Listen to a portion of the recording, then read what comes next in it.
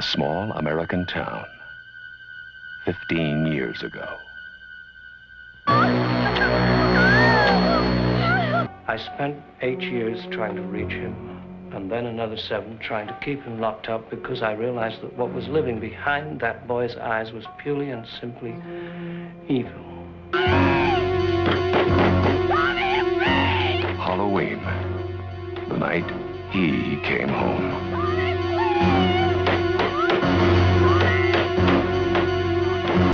John Carpenter's Halloween is considered one of the greatest and most influential horror films ever made. Film critics often credit the film as the first in a long line of slasher films inspired by both Alfred Hitchcock's Psycho and Bob Clark's Black Christmas. I haven't seen Black Christmas. I have seen Psycho.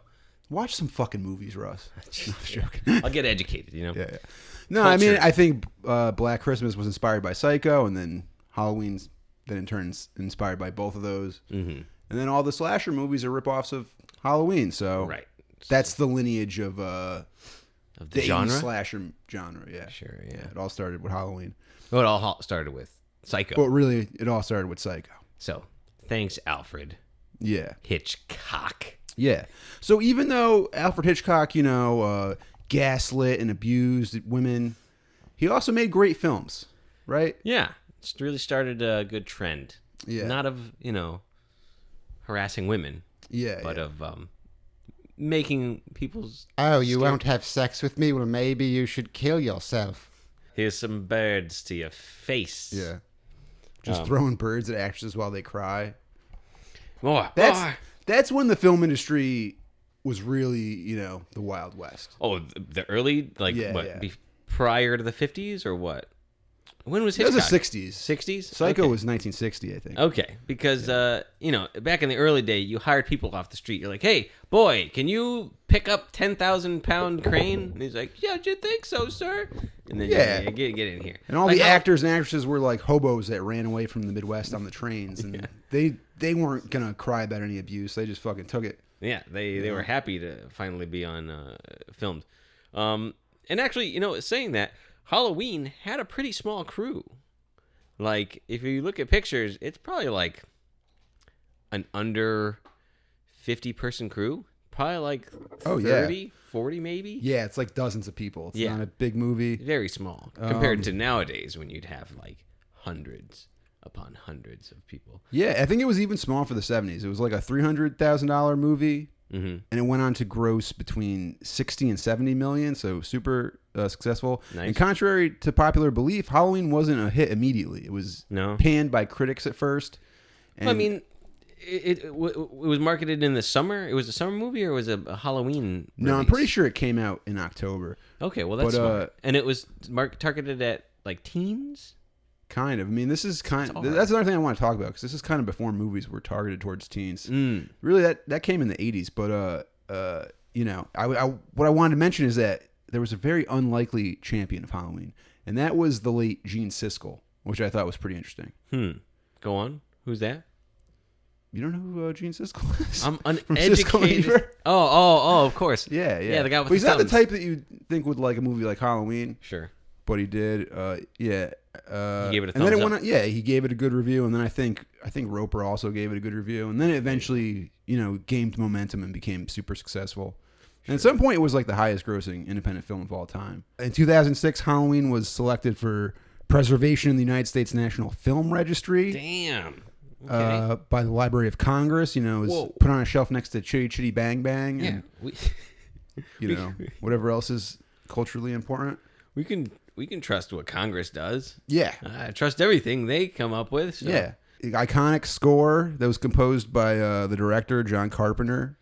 There you go. That guy, he's this isn't his first movie, obviously, right? He did previous. Yeah, this is his second movie. He did Assault on Precinct 13, which he also did the score for. Oh, and I think, he was kind of known for doing a really good score on the previous one, and I think people were excited about him directing and doing the score. And, it was produced by Mustafa Akkad. That's actually the first credit that you see when Halloween starts. He produced Halloween, and he was a Syrian-American film producer and director. and best known for the Halloween series, but he also directed a movie called The Message and Lion of the Desert, right? So basically, Mustafa Akkad is like he wanted to make movies that like explained Islam to the Western world. He wanted to make like movies about Islam. You know? That was his goal. I don't know if he ever really accomplished it. He made those 2 films, but his only real hits were the Halloween series. I was gonna say, is Halloween about Islam? I think so, because the promiscuous women get murdered, and in the end, Laurie, she puts on a full burqa, and she's able to escape from Michael Myers that way. A lot of people don't know this, but Halloween 1978 was actually completely condoned by the Ayatollah Khomeini, and it got like direct support from the Iranian government. But yeah, Akkad produced all the Halloween movies until 2002. He was killed in a terrorist attack. Oh, that's pretty fucking wild. That's unfortunate. So the first scene takes place on Halloween night 1963 in the fictional suburban town of Haddonfield, Illinois. There's a POV shot approaching this little suburban home. 2 teenagers making out in the doorway, and the perspective kind of follows them around the house to the window. Little 8-year-old Michael Myers is spying on his sister and her boyfriend as they like make out. Now this POV thing, this was kind of groundbreaking. We haven't done a lot of that in cinema. I mean, cameras are smaller now in the late 70s, right? So you can start doing a little more handheldy. Yeah, I mean, also they developed the Steadicam. I think they used a Panaglide on this, and the Panaglide was probably only been around for a couple years at this point. But that's like a handheld sort of. No, it's a Steadicam. It's just the Panavision version of a Steadicam, a specific Steadicam that they had at that time. Oh, okay, cool.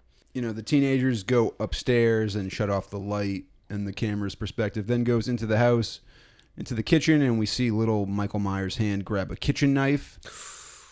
Yeah, it's pretty ominous. Scary.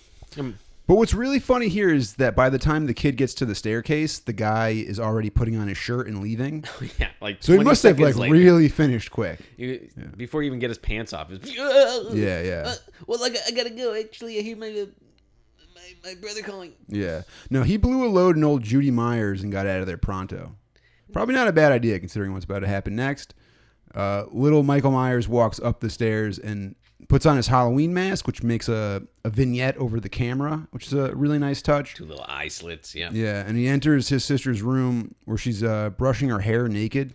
Oof. Which I guess that's just like what teenage girls do. Yeah, you brush your hair after sex, topless. Yeah. Just sit there with the door unlocked. Yeah, so Michael enters and he begins stabbing her until she drops dead. No.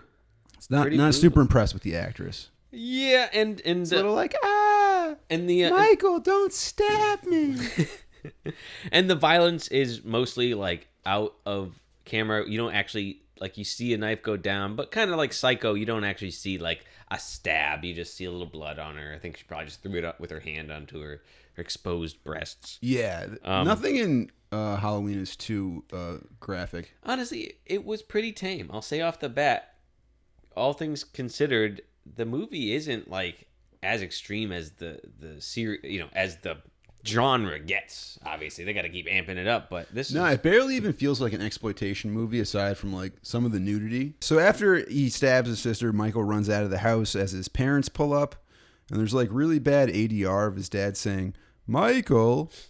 And there's a great like I guess it's like a crane shot or something, or like they pass off the Steadicam to a crane that continues to pull back and like reveals the kid with the knife covered in blood, just with this blank face. He looks terrified. I mean, he looks like shocked, Yeah, it's like I think everyone's pretending to like freeze, like it's a freeze frame. I noticed that too, but they're just all frozen. Kind of weird, like a weird TikTok, and then the camera pulls up and they're just Michael.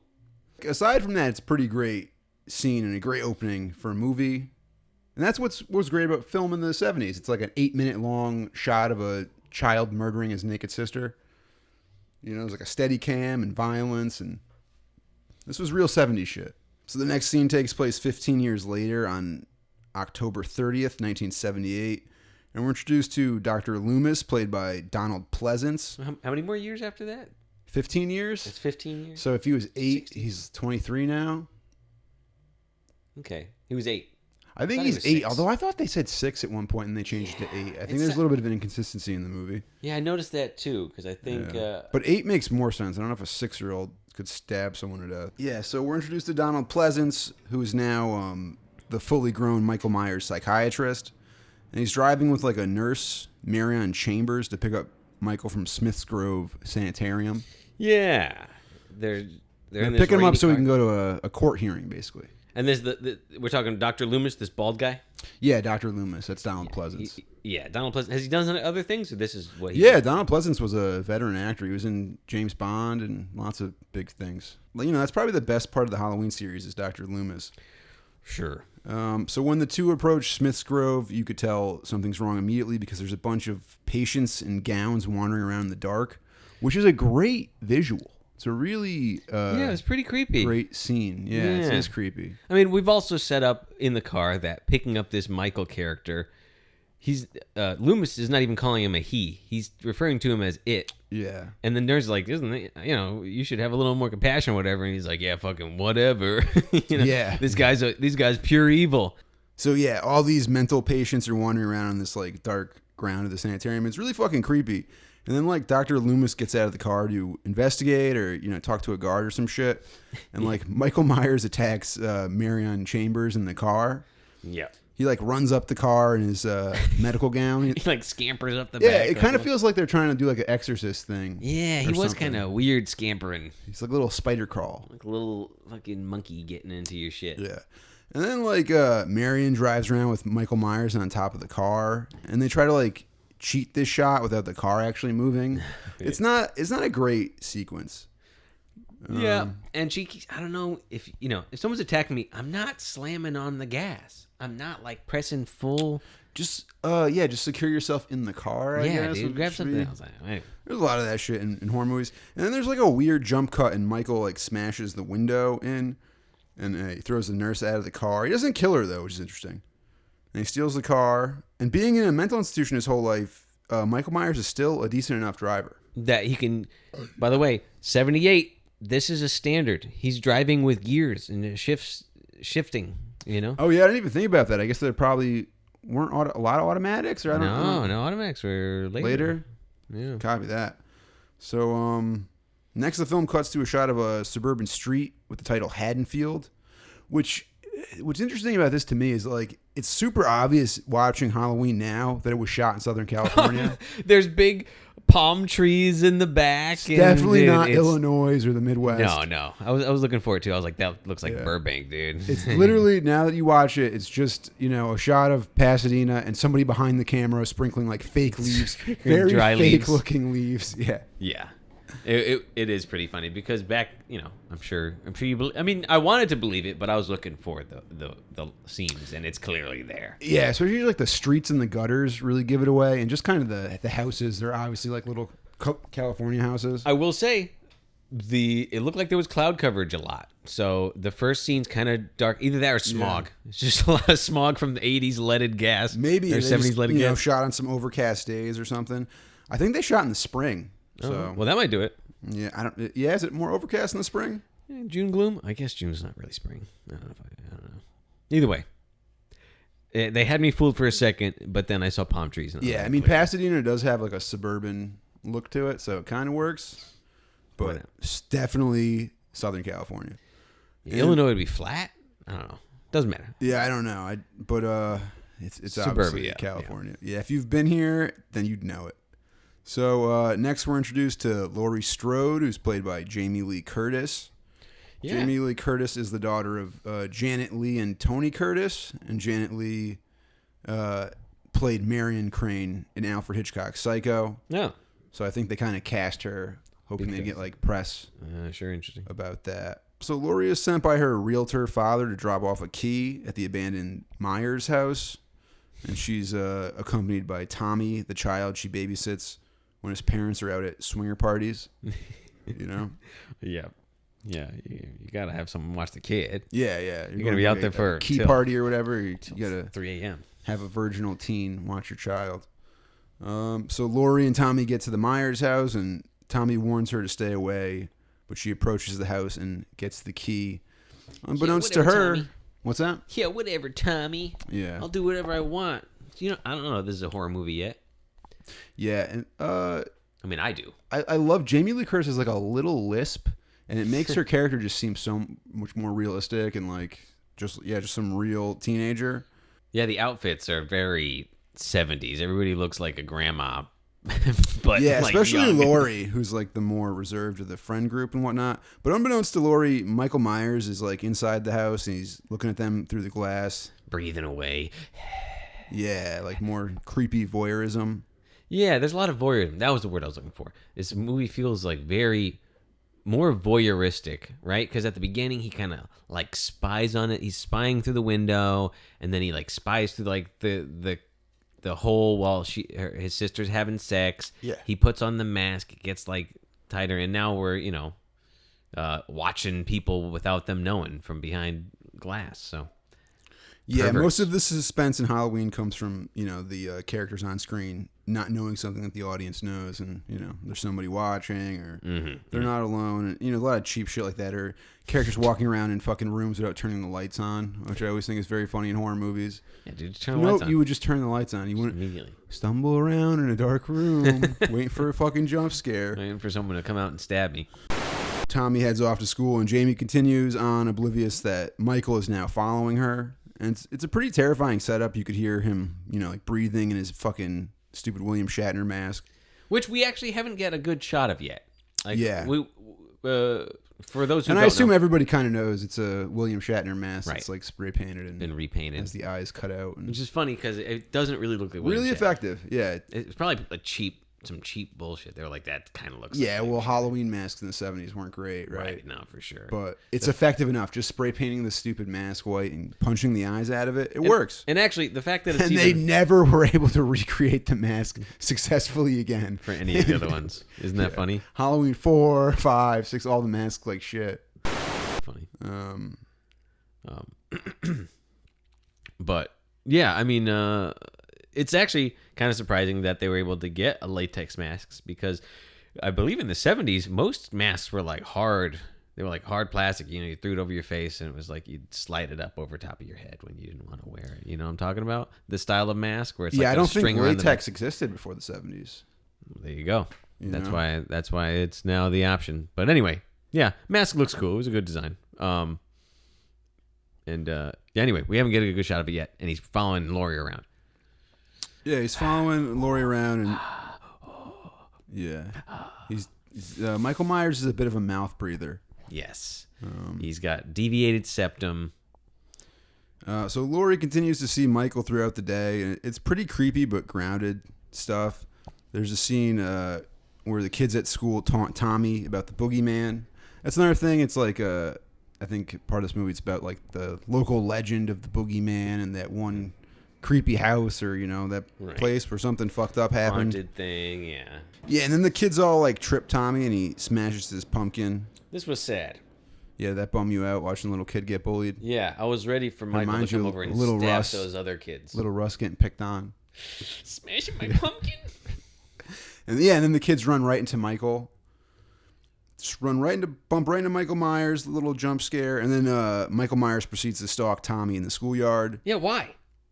Because he was picked on? Why did he stalk Tommy? He's just following the kids that I don't know.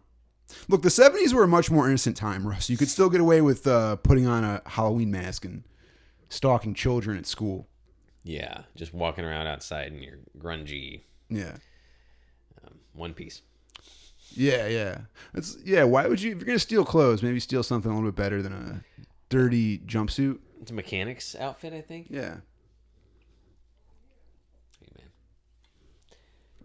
You don't have to, it's just one. It's one piece. You know, like one piece, Gary's? They're just so simple. You look at the one suit. It's just everything. Yeah. If only they had footsies in them. Feeties. Foots. If someone was feet in his onesie, he would. Yeah. Should have stolen one of those. Russ, we talked about this. Think about your words. What makes Michael Myers so effective is he just seems like a fucking psycho. He just seems like a complete nut job. Right. It's not. They didn't make him over empathetic. He's not a demon or a zombie. You're not sure. Maybe he's just like a genetic psycho. Maybe something went wrong in his development. But he's a sick fuck, Russ, and he's walking around breathing, man. Yeah, it's not going to work out well for this teenage girl. No. Well, what about this kid, Tommy? It's not going to work out well for Tommy. Oh, shoot. You know? Okay. Well, time will tell. Time will tell. I mean, that's the suspense, right? That's what we think. We'll find out. Yeah. So next, Dr. Loomis finds the nurse's matchbox from the car. He's on the trail of Michael, and then the camera pans to show you a corpse that he doesn't see. Yep. And that's how we know he got the mechanic's jumpsuit. Yeah, exactly. Yeah, which is almost as iconic as the mask. It's a pretty big part jumpsuit? of Yeah, for sure. I mean, there's 2 parts of the costume, Gary. Maybe, it's true. It's maybe only a 2 third. parts. Yeah, maybe a third with a knife. In an erection. Yeah. You have to have a partial erection to. Yeah, it can't be full. He can't get a full erection. No. If he could have a full erection, he wouldn't have had to stab his sister to death. Yeah, just taking care of it. Yeah. Pervert. So, you know, little clown pervert. Oh, by the way, we didn't mention he was dressed as a clown. He was dressed as a cute little clown. So cute. Yeah. Anyway, it'd be funny if he just wore the same costume as an adult. That's what I was thinking. Little 6-year-old clown mask. Way too small. It's like riding up his ass. Yeah. Ripping in the armpits. Yeah. Like a guy on Hollywood Boulevard and his Wolverine. Yeah, outfit, like one of those terrible fucking shins. Superman imitators or something. Fake puffy muscles. Which is, you know, I'm sure Michael Myers probably kind of smelled like ass. He probably kind of smelled like a homeless guy. He's living in that abandoned house. Yeah. He probably kind of had the mind of a child that likes to murder people. You know, like, you know, after he kills you, he might watch cartoons for a little bit. So there's a great sequence of Laurie and her friends walking home from school. Her friends are Annie, played by Nancy Keys, and Linda, played by PJ Souls, the one who says like totally in every sentence. Yeah, totally. Yeah, like totally. Laurie is the more studious of the friends. She thinks boys don't like her because she's too smart. So she's a virgin, and a lot of the conversations throughout the film are about getting Laurie a boyfriend. That's kind of the subplot. Yeah, there seemed to be some sort of B plot that we talk about with trying to get this one guy and stuff. And it comes in a lot, but nothing really ever comes of it. I feel like this movie does a lot of that. Like there's a lot of like things that we kind of set up to make them seem like normal lives, but it's all like doesn't really matter. Because it never comes to like a close. It never comes to a cap. We never do anything with that fact that we're trying to get her a boyfriend, you know? Sure. It's not like we ever find her boyfriend all slaughtered up. The boyfriend she never got, you know? It's just, that's not... I don't know. It seemed like a weird fact to be adding, you know?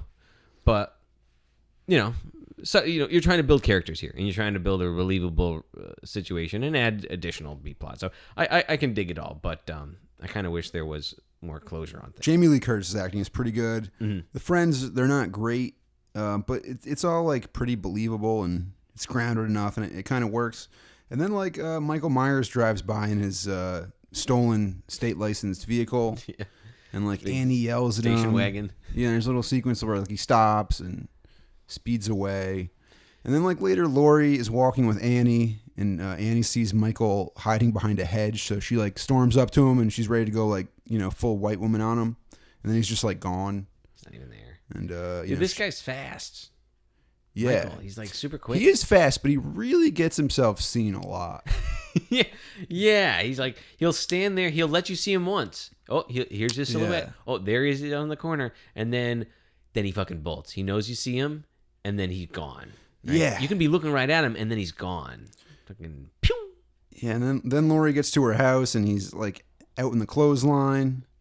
He's really getting seen a lot. And then he's not, right? He's been spotted like a half dozen times already today. Yeah, dude. I mean, this guy should have either showed his ability to be fast earlier on in life, and then he could have become like a track star, stayed out of trouble, like really became popular at school, gotten a scholarship, to go on to run in college. And or maybe become a famous magician. He's not running though. He's like I'm out here, and then he steps behind a tree. It's like he's not running. He's never even run in the movie. Even when dumb fucking Jamie is falling over, he can't run. But he's kind of look. This 21-year-old mental patient really isn't subtle. He's dressed like a fucking lunatic. He's, hanging out in plain sight in the middle of the day. Granted, it is Halloween, so like I guess people would be walking around in costumes and shit, but Yeah. he's got a stolen car from a mental institution. He's not doing the best effort of, keeping attention off of himself. Sure, yeah. Right? Like he could have done a better job with that. And it's not that surprising. He is a fucking He's a kind of six-year-old. kind of a savant for stabbing teenage women, right? Yeah. It's kind of his thing. He can drive, but how competent is this guy? So Dr. Loomis gets into town, and the first thing he does is goes to the cemetery where Michael Myers' sister was buried, and he like walks around with the dim-witted grave digger, which is kind of a weird sequence. Yeah, the grave digger just wants to tell him about like gruesome It's like, details. Nah, there's crazy things happen in this town. We had a guy, and we found him having sex with a dog, and We all had to join in. You know how it goes. Yeah. And Loomis doesn't want to hear anything about it. He's like, yeah, okay.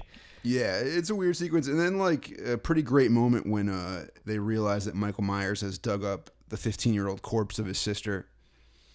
I thought it was just the gravestone. Did he just take the gravestone? I figured he took the corpse.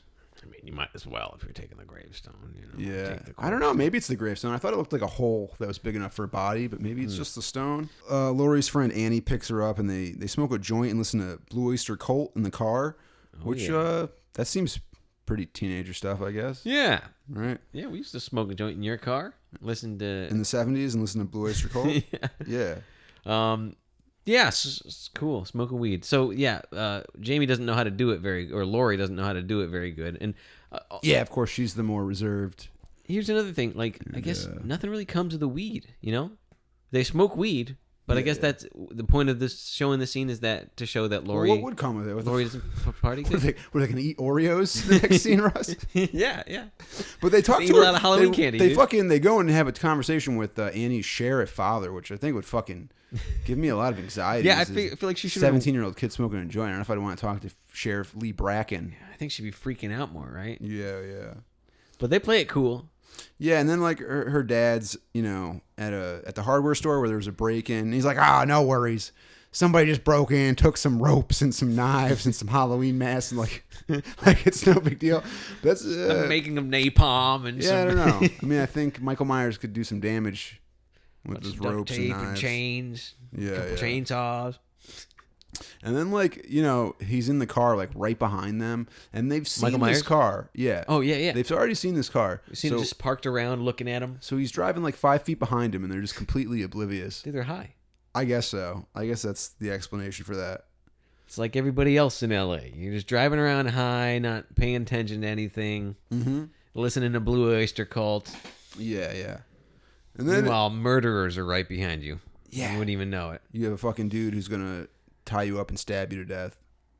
Just 3 feet Breathing behind heavily. you. And he's been there for fucking 12 hours. Like, you've really had a lot of time there, to figure it out. looking at you. Yeah. In the open. So after Laurie and Annie leave the hardware store, Dr. Loomis storms up to the sheriff, and we can see Michael Myers in the station wagon pulling away in the background with all his masks and ropes and knives, and probably some sunflower seeds or like a Snickers bar or something to hold him over until he starts stabbing babysitters.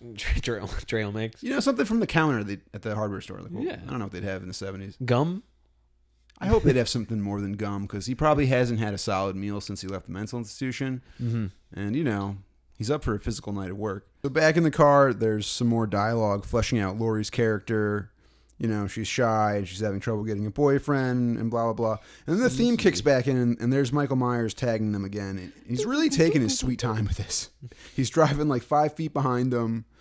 Michael watches Laurie go to Tommy's house. And then he follows Annie to the other kid's house. That's another thing. This movie just sets up this simple geography right away. So this house is across the street. Right. They're all very close to each other. Triangulate the area on this block that we're hanging out on. Yeah.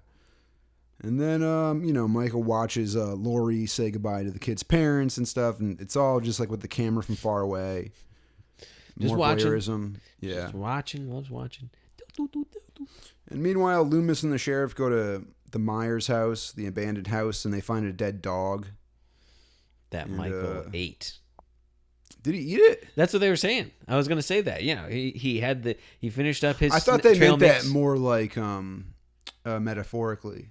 Oh. Like he ate like he needed to kill something. I don't think he literally ate the dog. Maybe you're right. I don't know. He's like, yeah. I thought he had physically ate the I dog. thought it was Maybe more you're like, right. Now he's evil and he needed to eat. Like it was like a metaphor Oh, Dr. okay. Loomis I was can see making. that. I can see that. Yeah, maybe.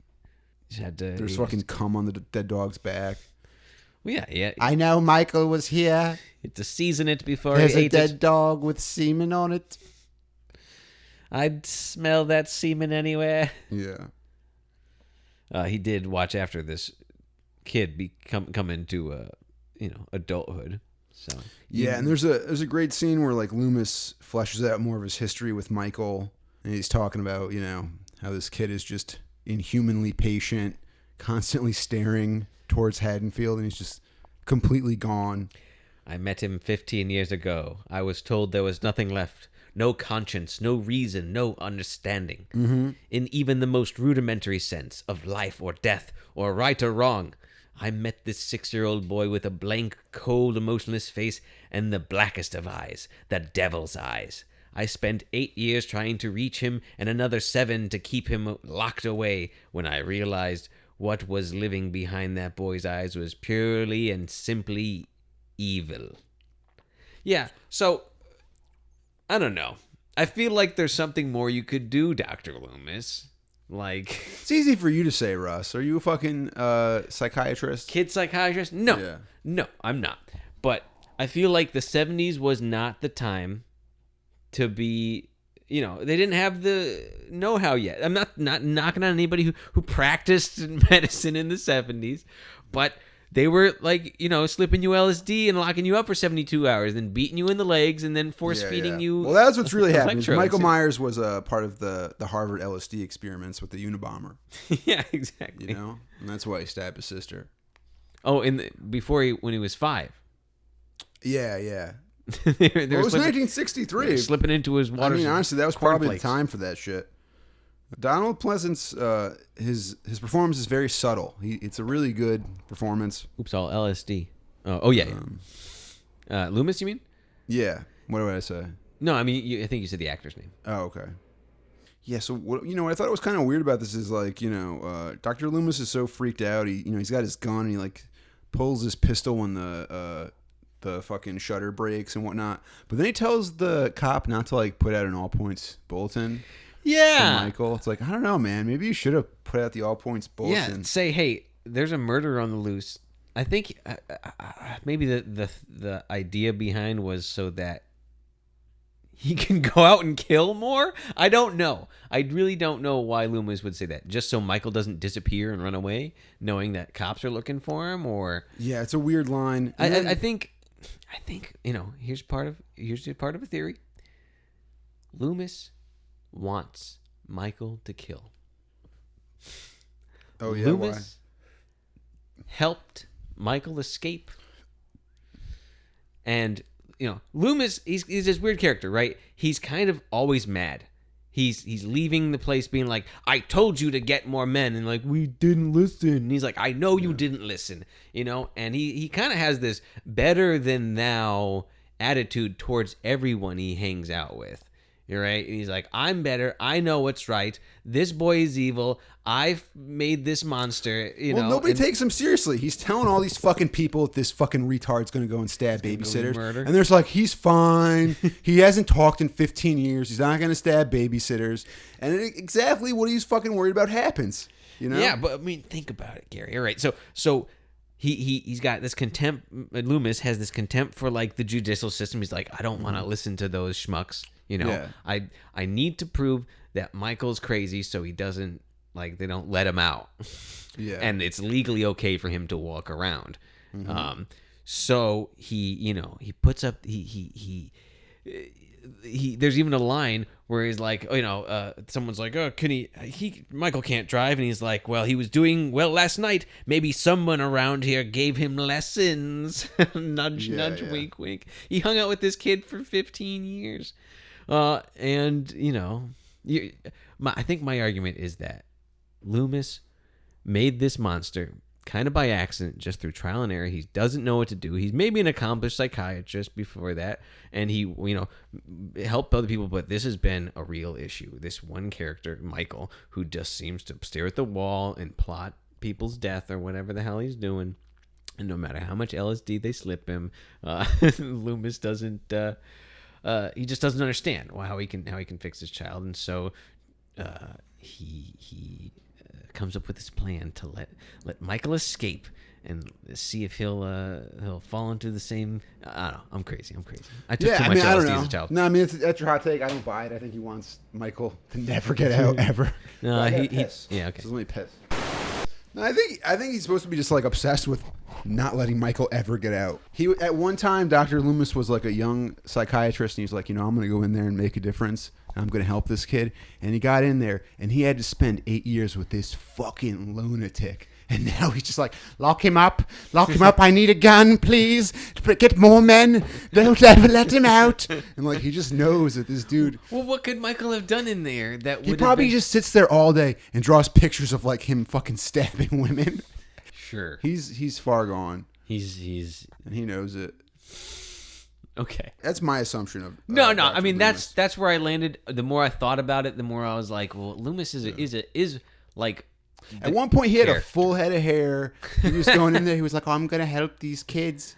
And now he was just underweight. He has nothing left after fucking dealing with this kid every day. You know? Sure. Gave it all his all. Yeah. Well, that's what I'm saying. Like Dr. Frankenstein, he gives everything to create this creature to try to make it good and give it life. Mm-hmm. And yet here it is, just an abomination, and he's in denial. Yeah. He's not, though. He knows it's horrible. That's and what also, you're saying. the system has failed. Like, the system to keep this fucking nut job away from innocent people has really failed. Right. Clearly, they want to even just let him back out. And Loomis is against that. With the court hearing, they like want to let him out, but also like they don't take the security seriously enough, I guess. Right, to get more people in there, and that's why it failed. So now, Michael Myers is out on the loose. And Dr. Loomis decides to wait at the house for Michael, and the sheriff leaves him there and says he's going to come back in an hour, which seems like a bad plan, but Loomis does have a pistol, so he's not completely vulnerable. You think you should get Loomis like a walkie or something if you're... Yeah, maybe not leave him there alone, or maybe leave a cop there or something. Yeah, right? So now it's nighttime, and first Tommy, the kid Laurie is watching, spots Michael standing outside like a creep. And Laurie doesn't pay much attention. She's too busy talking to her friend Annie on the phone. Yep. Again. Gasping, getting naked. I know Laurie's supposed to be the smarter one who, is the final girl, but she's pretty oblivious to this fucking dude in a bright white mask who's been following her all day. Yeah, just everywhere. So she's seen him a dozen times, and she still isn't really taking this threat seriously. And then while on the phone, Annie, spills butter on herself or some shit. So she just gets off the phone and starts stripping down to her panties in the kitchen while Michael Myers is watching and jerking off secretly. Yeah, outside. That's why he's got a one piece. You just pull the zipper all the way down. You could pleasure yourself without taking the shirt off. That's pretty good, actually. Right. Just slip your arm inside. That's why mechanics have them. You ever see a 1963 Corvette? Why? You have to only operate it with one arm, or what? Yeah, you have to operate the car with one hand because the other hand will be operating your penis. Oh, okay. That's why cars were made like that. Why do you think an automatic shifter feels so phallic-like? Yeah. Or not automatic. That's why they developed the automatic car. So you could jerk off while you drove. And now Tesla's doing it. Yeah, so you could really get. Now Tesla has a self-driving car, so you could jerk yourself and one other person off while you drive.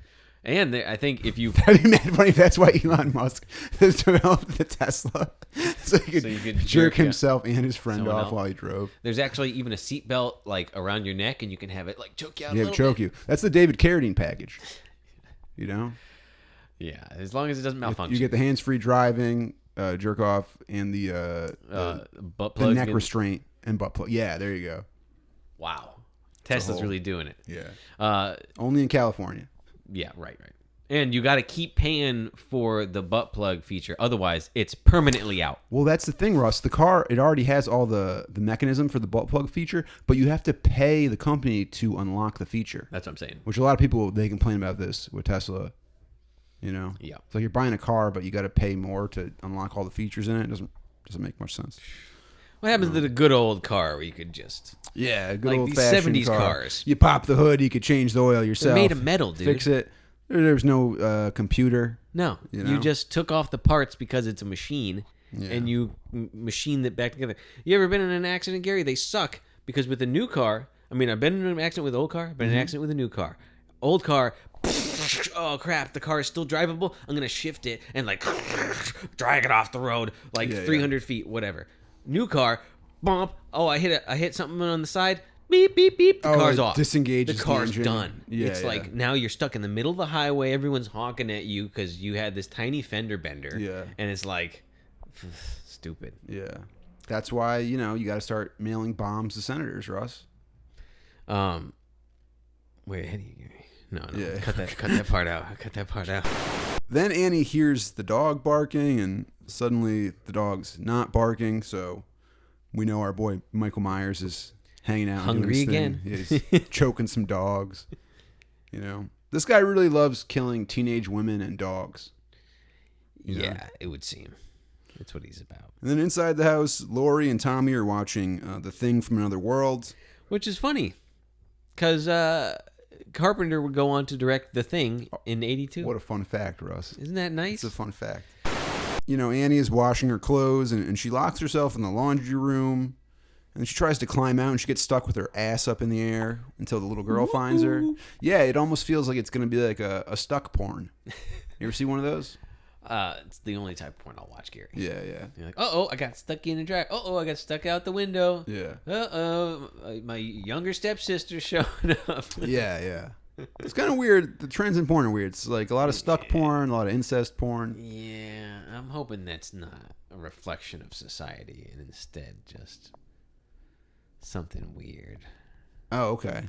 Sure. You think porn imitates life or life imitates porn? Because movies are like, imitate life, right? Like in the 70s, you started getting more news coverage of killers, right? Like serial killers, right?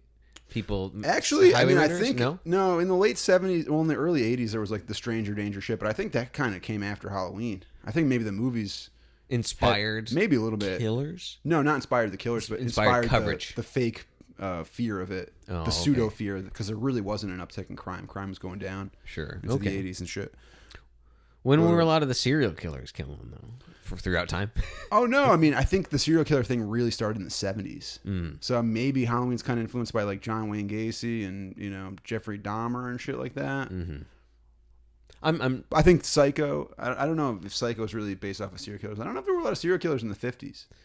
Yeah, or if they were documented, or if they were caught. That's what I'm saying. I feel like maybe news coverage of it. There was less people. You know, it's also more news. Yeah. More news outlets. Yeah. Yeah, so, we got Annie. She's stuck with her ass up in the air. So, again, like, they keep playing with you. You think Annie's going to get attacked by Michael Myers, and it kind of thwarts your expectations, builds suspense. Instead, she just washes her jeans. Yeah. And this movie also really makes you wait a long time for this killing spree. Kind of. There's a lot of character development, and... I mean, it feels slow by today's standards. Is it really development if they're smoking a joint? That doesn't really tell me much about a character. We're just spending time with them. It's character time. Yeah, yeah. But she's got a younger sister. It doesn't. It's not like the later slasher films would rush to have like a kill really quick in the beginning. Right. It doesn't do that at all. Really edges you. It does. Yeah. John Carpenter is really edging the whole time. He puts the characters in dangerous situations while they are oblivious to the danger, and then he keeps thwarting your expectations. And next, Annie brings Lindsay to Tommy's house so she can go get her boyfriend, which, oh man, that song that she sings in the garage, that makes me want to fucking stab myself with a kitchen knife. It's really right. Cringy. It's pretty corny. Yeah. You're just jealous. Jealous of Paul. Yeah. Gets to have sex with a teenager. Yeah. Classic Paul. Yeah, yeah. I don't even think you see Paul. I think you just see the other boyfriend, right? Because Annie gets it. Uh-huh. No, the other girl's boyfriend. Uh-huh. Yeah. This isn't Kids, Russ. This is Halloween, 1978. So, where are we at here? Yeah, so after all that setup with the butter on the blouse and getting stuck in the fucking laundry room like Winnie the Pooh. She goes into the house for the keys. You know, she's singing this shitty song and she's like walking around in the dark. Mm-hmm. You know, as we all do. and then she finally gets into the car and realizes there's like condensation on the window. Ew. Yeah, I hate that. You get in the car and it's all like moist. You've ever gotten into a car with somebody hiding in the back? Yes. That's happened to you? They jump out and they start strangling you out. Jump out and start strangling That's you. the Tesla feature. Yeah. That's the That's the cheaper Tesla feature. Yeah. If you can't afford the full one with the You can't belt, afford the full David Carradine Tesla package. You could just hire a mental patient to wait in the back of your Chevy Suburban and also choke you. And the car's automatic, so you can jerk off. Oh, there you go. What else can you ask Wow. And actually, that's the best of both worlds. for? Yeah. And way cheaper. And then, so Annie gets into the fucking car and finds the condensation, and Michael Myers grabs her and starts strangling her. And they kind of like reuse the audio. Did you notice that? They loop it. She's like, yeah, she does, Like a loop. does the same weird little scream twice. Yeah. Yeah, this movie, It probably just ran out of money. It's probably like, it was probably pretty cheap, yeah. we got some audio. We can't afford to get some more. I know when they did when John Carpenter composed the music for Halloween, he didn't like compose it in a studio like to the film. They didn't have the budget for that. He had to like do the music without watching the movie and just record it and put it onto the movie. Put it there. Yeah. Well, that's probably why it's so repetitive. Yeah, he just It's kind of the like same shit over and over again. Yeah. There's a couple different themes, but it's pretty repetitive. Yeah, and then you could just set it up. It's scary, and you don't have to like have the Mickey Mousing that some musics have. You're like the door, wham, when it opens up, or as you step up the stairs. Yeah, and it's just like a synth and like a piano. Yeah. They couldn't afford like an orchestra or anything like that. So Tommy Doyle can see Michael Myers walking Annie's body out of the house, which is also very creepy because they just show it as like a really wide shot, which is great. He's all like just a silhouette sort of deal, right? Yeah, it's pretty dark and he's way in the distance, so you can just it's almost creepier how realistic and mundane it seems. And then Dr. Loomis is still waiting at the abandoned Myers house. This guy really missed the mark. Like first he let this psychopath get his car, making him mobile, and now he's just sitting around in an abandoned house while this mental patient who he's supposed to be responsible for is strangling high school girls. All around the neighborhood. It's pretty bad. Yeah. Things have really escalated at this point. He's hiding in a bush, scaring kids. He's scaring children, yeah. Laughing about it. Yeah. That's the only time you see him smile in this whole movie is when he scares those little kids. And like this guy is kind of a fucking ghoul. Yeah, dude, he's no better than Michael. He made it. He taught Michael to hide behind shit. Well, he taught what Michael I think the art of happened is hiding. that Michael turned him into something dark. It's like Loomis? having to deal with Michael changed him in a way. He's not that he's a bad guy. He's trying to do the right thing, keep Michael out. But it broke him. It's made him a dark person. Yeah. So Linda shows up to little Lindsay's house with her boyfriend Bob. And now the house is empty except for Michael Myers. And, of course, they're just in the house in the dark while Michael Myers is fucking walking around. Oh, by the way, so they go over to their friend's house. And then they start fooling around because their friend's not home, right? Have you ever offered your house for sex for a friend? Is that a thing? You ever go over Also, and have sex I at think a it's friend's house? isn't it the little girl's house that or the little girl she's babysitting's house? Yeah. So who's over at the other go house? and fuck at these people's house? Yeah. I'm sure teenagers would do that. You can't fuck at your own house. Your parents are there. I guess so. You know? Yeah. No, I mean, but I don't know. So they're making out while Michael Myers is sneaking around, but nothing happens. He's just going around breathing. More suspense. Watching people do it. Watching teens do it. Yeah. So they call Laurie, and she's watching movies with the two kids, which I never understood why they weren't out trick-or-treating. I guess maybe they went earlier. I feel like it was later. By the time Loomis even shows up, I feel like trick-or-treating's over. Yeah. Kids, it's 8 o'clock. Kids are going to bed. Yeah, because they're watching horror movies and carving pumpkins. No costumes or candy, which I thought was interesting. But that's fine. So next, Michael... Isn't the kid in a karate suit? Is that his costume? I think he might Maybe be that's his costume. Sure. Yeah, so next Michael kills Linda's boyfriend in the kitchen. He sticks him to the wall with a butcher's knife, which I know is like an iconic scene, but doesn't seem like that would work at all.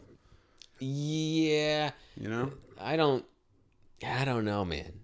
I bet your body... I mean, he'd have to really stick that kitchen knife.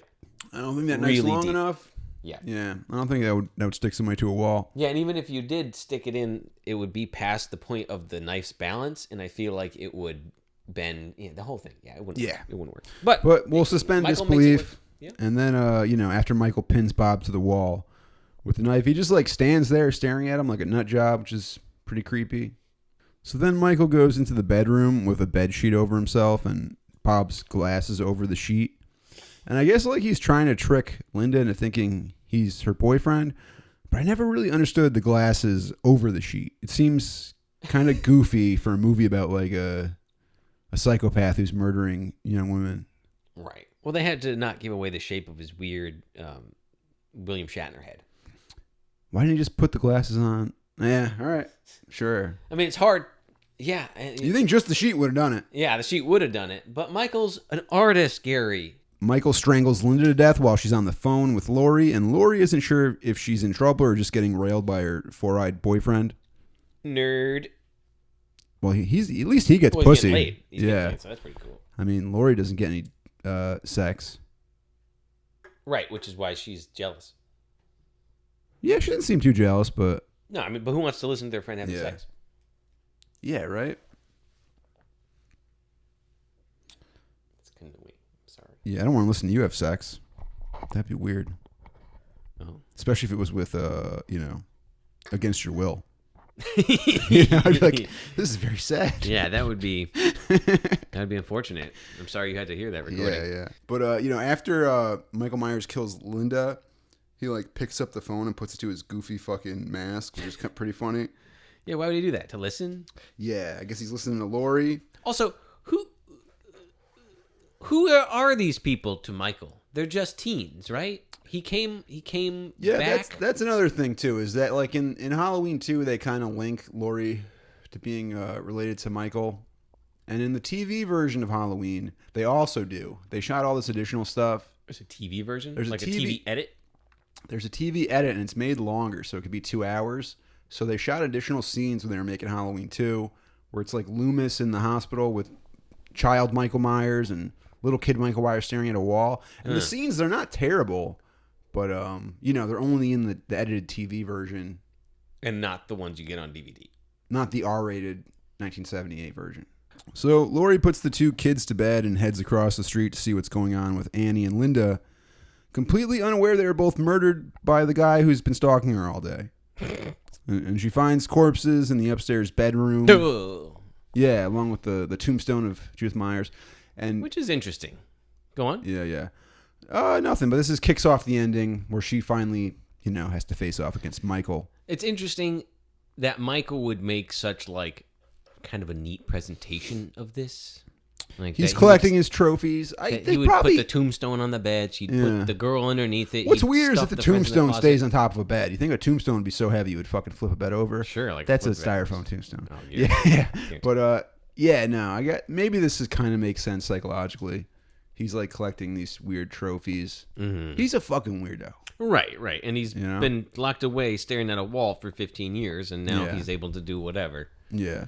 Like drive a car and disappear fast behind a tree. And He can drive cars and hide behind trees. And then he just kind of like peers out of the darkness behind Laurie. Mm-hmm. And that's the thing, this movie, it's directed by John Carpenter and shot by Dean Cudney. And it's just, they do a really good job with like the shots and the composition, and just very well directed and well shot for a $300,000 movie. Yeah. And for as slow as it is. And with depth too, like Yeah. depth and focus, like they use those things masterfully for new filmmakers. Interesting. I mean, I wasn't blown away by the cinematography, but I did keep watching. Then Michael peers out of the darkness and he attempts to like stab Laurie, but he just misses and catches her sleeve. And somehow this sends her tumbling down the stairs in like another nod to Alfred Hitchcock's Psycho. Oh, with the stairs, sure. Yeah, She flips yeah. over the banister, though. Yeah. I've always feared this. Looks like that shit fucking hurts. Yeah. Dude. Yeah. It's That'll flipping knock over the the wind out of banister ya. down onto stairs. That's always been like a fear of mine. So Michael Myers chases Laurie out of the house, and she's running and she falls, which is another thing As that you would do. become a pretty big trope. I don't know if that was really a big thing before this. What, falling? Yeah. Yeah, no one ever fell before then. But then the neighbors, she's like screaming for the neighbors, and the neighbors just kind of turn off their lights. Comment on like the fake security of the suburbs. That was terrifying. That was kind of a scary moment because like you feel so safe and because there's so many people and yet you just there's don't, nobody. Yeah, the girls like they don't really pay attention to their environment. They assume they're safe in the suburbs and everything. But then when the shit really goes down, the neighbors don't want to deal with it. They lock their fucking door on you and turn off the lights. So Laurie heads back to the other house, and when Michael confronts her there, she stabs him with like a big crochet needle, I think. Is that what that is? Yeah. Crochet? Yeah, I think so. And he's seemingly incapacitated. And then finally, Dr. Loomis finds the stolen car, which is funny because he's like standing looking at it. And he's like, oh, there it is. It's right there, man. It's so fucking obvious. But now, finally, after, fucking 2 or 3 people have been murdered, Dr. Loomis is on the trail of Michael. And the local police are also out there. And then next, Michael attacks Laurie while she's hiding in a closet.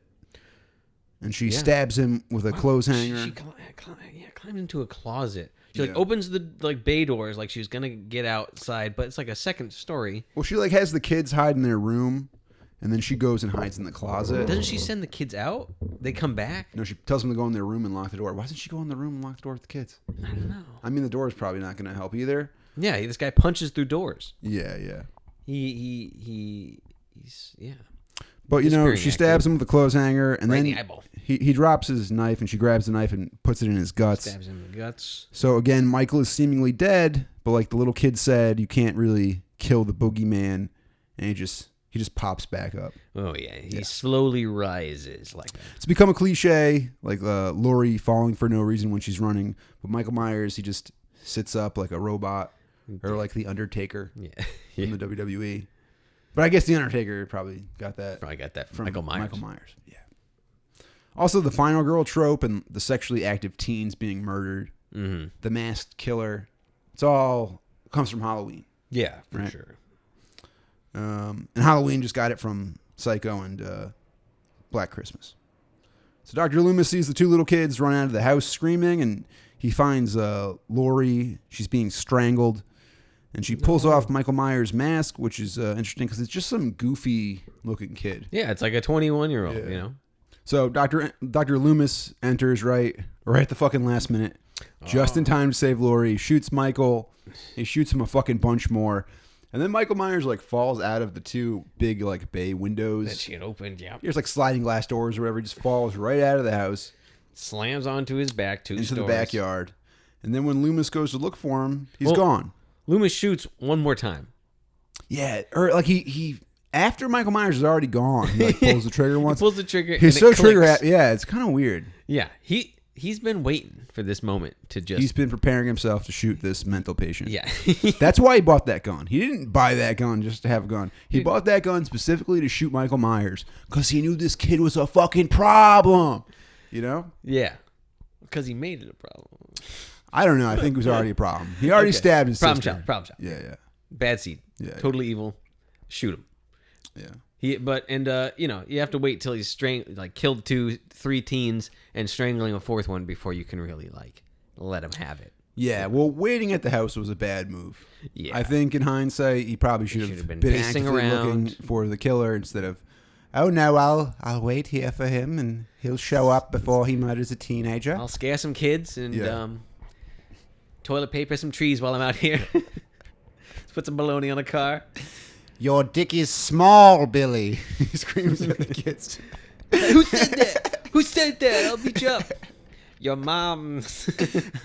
I fucked your mother. Yeah. So then, Dr. Loomis goes to look at the backyard, and Michael Myers is gone. He's obviously gone. He's gone. And then the movie cuts around the house, cuts to the outside of the house, cuts to the neighborhood, all while you hear Michael Myers breathing, and then cut to the Halloween title. So, what's often called the Friday the 13th ending. It's really, I guess the Friday the 13th ending is because he pops back up. Yeah, right. This is just an open ending, which also became a big trope in slasher movies, right? It's, it's that final button. It's being like, oh, they stopped him, but did they? Yeah. They'll be back. There. Yeah. leaves again. This movie was intended just to be the one. I think. Yeah, it was only supposed to be the one. I mean, in that, with an open ending, why not? But of course, it had to be exploited and turned into many sequels. When did the next one come out? 1980. 80. Okay, so 2 years after. Yeah, but yeah, I give this one movie. I guess for De Niro's. It's good acting from Jamie Lee Curtis at least, and Donald Pleasence. They're both really good. They probably make the movie. Her performance in the ending is almost not good though. I feel like she's good until the ending when she starts screaming. Her screaming is kind of bad. It's kind of ironic that she became a scream queen. I don't know. I felt like it was effective. I don't really recall the screaming in all honesty. A little bit whiny and unbelievable. I give this movie 2 De Niro's. That's it? Yep. Oh, wow. I know. It was kind of boring. In all honesty, it was a little bit boring. Hot take. I liked the suspense. Mm-hmm. But nothing happened. And, after it was all done, I was like, man, I kind of wish I knew more about this Michael character. Why the Kelly's killing. Why there's all these open-ended things. Like, what came of, like, the date with the guy the next day. Like, I expected him to come to be, like, slaughtered up. And she's like, oh, my date for next, tomorrow is now murdered too. There was just all these unfinished. That didn't bother me at all. It was just like, all right, he's evil. Just might as well just make him a Nazi at the beginning. It was, okay, great. Now he's evil and now I hate him. He's going around killing. That's easy. I don't know. And so, yeah, it looked fine. I was intrigued enough to watch it. I probably wouldn't watch it again anytime soon. Oh, okay. Well, we'll have to disagree there, Russ. Yeah. So, over fisticuffs. Yeah, we're gonna have to fight to the death now. So, I thought the acting was good direction, good cinematography. It's so well put together for an indie movie, and like they didn't shoot a lot of extra footage. It's like they had to be very concise and really just shoot the shots they needed. Except for the TV stuff. What do you mean? The TV additional scenes that they had to shot too. Oh, yeah. But I'm just saying, like, the way it was directed and shot and put together is, like, it's really well done. Concise. For such a simple concept. And, yeah, it's just really well executed for a simple movie. The nerdy virgin is able to outsmart the psychopath, while the more extrovert and unaware girls are victims of their own lust. But I don't know if this was an intentional message. Yeah. I think it's just kind of, Is it? Because Michael seems to attack people who get nude. If you get naked... You get staked. But I think it's more about the suspense of, like, let's get the characters who are about to get attacked naked and vulnerable. Vulnerable, right. Right? And then unintentionally you kind of make an anti-sex movie, I guess. But, that's what I always read about it. So is it anti-sex or no? Maybe, but I don't think it was intentional. And then that just really became the trope, especially with the Friday the 13th movies. So it always seemed like, people are fucking, if they're going to get killed. Yeah. It's because you're letting some kid down and you're having premarital sex. The movie takes time to establish, like, the relationships and the simple geography. But I definitely get that it could seem boring compared to modern movies. Yeah, I think it's nice to know where movies came from, but the kills aren't crazy, but also like people in 1978 were not accustomed to like gore of the 1980s. So this probably was kind of extreme when it came out. Yeah, it's very again it's mostly suspense. It's not really a slasher film. And all the violence is it's like stabbing, and strangling. It's nothing too crazy. Soft screen blood. I mean, it's blood and whatnot, but it's not like visceral wounds and gore. Yeah, it's like blood and dead bodies. The real curse of Halloween is that they just could, after 2, they could never really make a good sequel. They just got so bad. I mean, number 3 went a totally different direction. And then 4, 5, and 6, pretty fucking bad. And then Halloween H2O is not very good. And then the one after that, is H2O a reboot or what? I think H2O just like it's like there's nothing after the first one. Halloween 20? It's a water joke? 20 years later? Yeah, it's Halloween on the water. Yeah. It's like Jason Takes Manhattan, but it's Michael Myers on a cruise ship. He's wearing a Hawaiian shirt. The Speed 2. Because he couldn't get a mechanic's onesie. And then they started the reboots? No, then they did 8, which was like, it's about like, kids are making like a internet reality show. Because it came out in like 2002. So it has to be very, whatever was going on that year. Yeah. And Busta Rhymes is in it. And he fights Michael Myers. Oh, cool. Yeah, and then He just passed, right? No, I think you're thinking of Coolio. Russ thinks all black people look alike. No, just rappers. And then they made the Rob Zombie ones. Crazy. There's been a lot of Halloweens. There's a lot of Halloween movies. A lot of Halloween More movies. Jason movies? I don't know, but you know what really pisses me off is that when they name them the same thing. There's been 3 movies now in the series called Halloween. That's kind of dumb, right? Oh, that's too much. Yeah. Because Rob Zombie's Halloween? Yeah, I guess it's Rob Zombie's Halloween. Rob Zombie's Halloween, exactly. Still, it's a lot of Halloweens. Yeah, that's too many.